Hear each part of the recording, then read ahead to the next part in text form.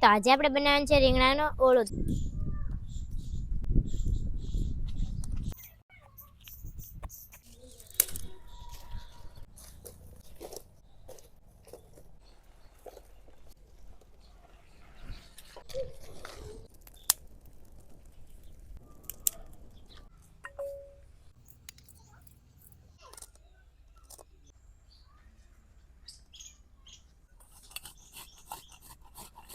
રીંગણા સરસ મજાના શેકાઈ ગયા છે તો આપણે બહાર કાઢી લઈએ.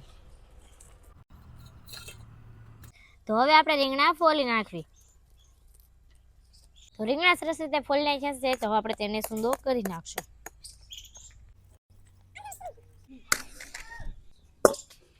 તેલ, ડુંગળી,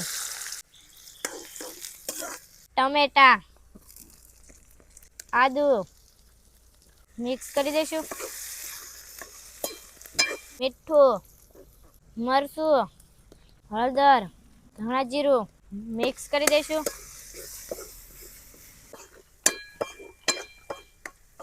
હવે આપણે ઓળો નાખી દઈશું.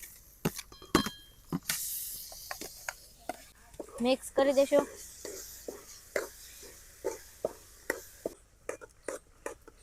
રીંગણાનો ઓળો બનીને કમ્પ્લીટ થઈ જશે તો આપણે નીચે ઉતારી નાખશું. કોથમરી,